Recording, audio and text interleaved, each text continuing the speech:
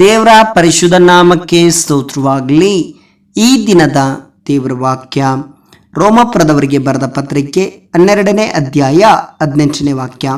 ಸಾಧ್ಯವಾದರೆ ನಿಮ್ಮಿಂದ ಆಗುವ ಮಟ್ಟಿಗೆ ಎಲ್ಲರ ಸಂಗಡ ಸಮಾಧಾನದಿಂದಿರ್ರಿ. ಹೌದು ಪ್ರಿಯ ದೇವರ ಮಕ್ಕಳೇ, ಇವತ್ತಿನ ದೇವರ ವಾಕ್ಯದಲ್ಲಿ ನಾವು ನೋಡುತ್ತಿದ್ದೇವೆ.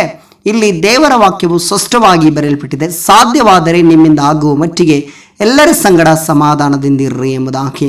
ಪ್ರಿಯರೇ, ಸಾಮಾನ್ಯವಾಗಿ ಮನುಷ್ಯರಾಗಿ ಎಷ್ಟೇ ದೊಡ್ಡವರಾಗಿರಲಿ ಚಿಕ್ಕವರಾಗಿರಲಿ, ಅವರು ಯಾರೇ ಆಗಿರಬಹುದು, ದೇವರ ಸೇವಕರಾಗಿರಬಹುದು, ದೇವರ ಮಕ್ಕಳಾಗಿರಬಹುದು ಅಥವಾ ಅನ್ಯರಾಗಿರಬಹುದು, ಈ ಲೋಕದಲ್ಲಿರುವ ಯಾವುದೇ ಮನುಷ್ಯನಾಗಿರಲಿ, ಅವನು ಸಾಮಾನ್ಯವಾಗಿ ಈ ಲೋಕದಲ್ಲಿ ಕೋಪ ಬರುವಾಗ ಸಮಾಧಾನವನ್ನ ಕಳೆದುಕೊಳ್ಳುತ್ತಾನೆ, ಅಂದರೆ ತಾಳ್ಮೆಯನ್ನ ಕಳೆದುಕೊಳ್ಳುತ್ತಾನೆ.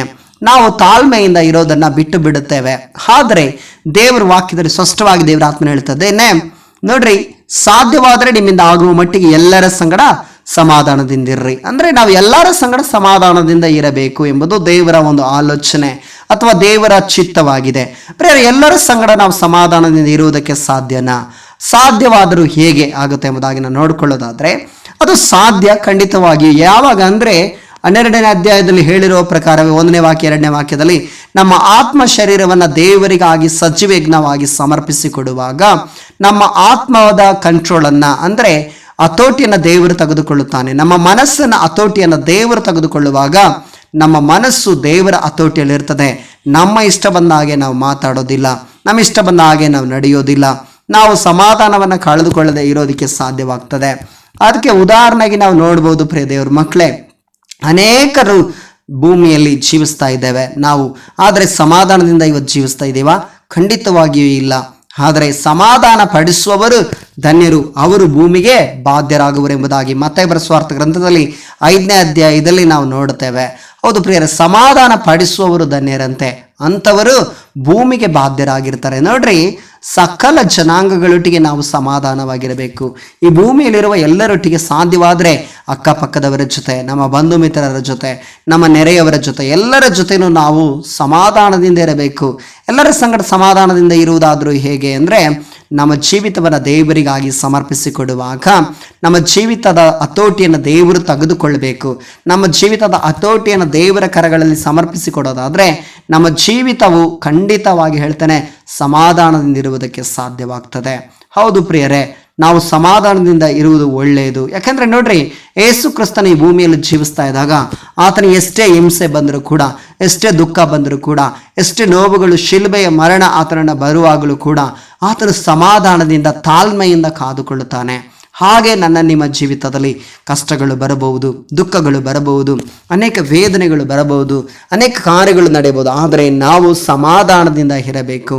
ಯಾಕೆಂದರೆ ಸಮಾಧಾನದಿಂದ ಇರುವಾಗ ನಾವು ಎಲ್ಲರ ಸಂಗಡ ಸಮಾಧಾನವನ್ನು ಪಡ್ಕೊಳ್ಳುತ್ತೇವೆ. ಎಲ್ಲರ ಜೊತೆ ಸಮಾಧಾನದಿಂದ ಇರುವುದು ತುಂಬ ಒಳ್ಳೆಯದು. ಯಾಕೆಂದರೆ ದೇವರ ವಾಕ್ಯದಲ್ಲಿ ನಾವು ನೋಡ್ತೇವೆ ಪ್ರಿಯರೇ, ಸಮಾಧಾನ ಪಡಿಸುವವರೇ ಧನ್ಯರು, ಭೂಮಿಗೆ ಅವರೇ ಬಾಧ್ಯರಾಗುತ್ತಾರೆ ಎಂಬುದಾಗಿ. ಈ ಭೂಮಿಗೆ ನಾವು ಬಾಧ್ಯರಾಗಬೇಕಂದ್ರೆ ಸಮಾಧಾನ ಪಡಿಸುವವರಾಗಿರಬೇಕು, ನಾವು ಸಮಾಧಾನ ಉಳ್ಳವರಾಗಿರಬೇಕು. ಪ್ರಿಯ ದೇವರ ಮಕ್ಕಳೇ, ನಮ್ಮ ಜೀವಿತದಲ್ಲಿ ಅನೇಕ ಸಮಯದಲ್ಲಿ ನಾವು ಸಮಾಧಾನವನ್ನು ಕಳೆದುಕೊಳ್ಳುತ್ತೇವೆ. ಒಂದು ಉದಾಹರಣೆಗೆ ನಾನು ಹೇಳ್ತೇನೆ. ಯಾರ ಮೇಲಾದರೂ ನಿಮಗೆ ಕೋಪ ಇದೆಯಾ? ಯಾರ ಮೇಲಾದರೂ ನಿಮಗೆ ಬೇಸರವಿದೆಯಾ? ಯಾರ ಮೇಲಾದರೂ ನಿಮಗೆ ಹೊಟ್ಟೆ ಕಿಚ್ಚಿದೆಯಾ? ಯಾರೊಟ್ಟಿಗಾದರೂ ನೀವು ತಪ್ಪು ಮಾಡಿದ್ದೀರಾ? ಅದು ಯಾರೇ ಆಗಿರಲಿ ಪ್ರಿಯ ದೇವರ ಮಕ್ಕಳೇ, ಅವರು ಚಿಕ್ಕವರಾಗಿರಲಿ ದೊಡ್ಡವರಾಗಿರಲಿ, ಅವರು ಎಷ್ಟೇ ದೊಡ್ಡ ವ್ಯಕ್ತಿ ಆಗಿರಬಹುದು, ಒಂದು ವೇಳೆ ದೇವರ ಸೇವಕರಾಗಿರ್ಬೋದು, ಅಥವಾ ಯಾರೇ ಆಗಿರಲಿ, ಅವರಿಗೆ ಒಂದು ಮೆಸೇಜ್ ಮಾಡಿ ಅಥವಾ ಒಂದು ಫೋನ್ ಮಾಡಿ ಅವರೊಟ್ಟಿಗೆ ನೀವು ಮಾತಾಡ್ರಿ. ಪಾಸ್ಟ್ರೇ, ನನ್ನ ಕ್ಷಮಿಸ್ರಿ, ಬ್ರದರ್ ನಮ್ಮನ್ನು ಕ್ಷಮಿಸ್ರಿ, ಸಹೋದರ ಸಹೋದರಿಯೇ ನನ್ನನ್ನು ಕ್ಷಮಿಸ್ರಿ, ನಾನು ಮಾಡಿ ತಪ್ಪಿದೆ ಎಂಬುದಾಗಿ ಅವರೊಟ್ಟಿಗೆ ಸಮಾಧಾನ ಮಾಡ್ಕೋಬೇಕು. ಯಾಕೆಂದ್ರೆ ದೇವ್ರ ವಾಕ್ಯದಲ್ಲಿ ನಾವು ನೋಡ್ತೇವೆ, ಒಬ್ಬನಿಗೆ ಕೋಪ ಇರೋದಾದ್ರೆ ಅದು ಸೂರ್ಯ ಮುಳುಗಷ್ಟರಲ್ಲಿ ತಣ್ಣಗಾಗಲಿ ಎಂಬುದಾಗಿ. ಎಷ್ಟು ದಿವಸ ಕೋಪದಲ್ಲೇ ನೀವು ಇರ್ತೀರಾ? ಆದ್ರಿಂದ ಕೋಪ ಒಳ್ಳೆಯದಲ್ಲ ಪ್ರಿಯರೇ. ಅದೇ ರೀತಿಯಲ್ಲಿ ಸಾಧ್ಯವಾದಷ್ಟು ನಾವು ಎಲ್ಲರ ಜೊತೆಗೆ ಎಲ್ಲರ ಸಂಗಡನೂ ನಾವು ಏನಾಗಿರೋಣ? ಸಮಾಧಾನದಿಂದಿರೋಣ. ಈ ವಾಕ್ಯದೊಟ್ಟಿಗೆ ದೇವರು ನಿಮ್ಮನ್ನು ಆಶೀರ್ವಾದ ಮಾಡಲಿ. ಯೇಸು ನಾಮದಲ್ಲಿ ಪ್ರಾರ್ಥಿಸೋಣ. ಸರ್ವಶಕ್ತನು ಮಹಾಪರಿಶುದ್ಧನಾದ ತಂದೆಯ ದೇವರೇ, ಯೇಸು ಕ್ರಿಸ್ತನ ನಾಮದಲ್ಲಿ ಸ್ವಾಮಿ, ಈ ವಾಕ್ಯದ ಪ್ರಕಾರ ದೇವರೇ ನೀನು ಮಾತನಾಡಿದ ಕೃಪೆಗಾಗಿ ನಿನಗೆ ಸ್ತೋತ್ರ ಸ್ವಾಮಿ.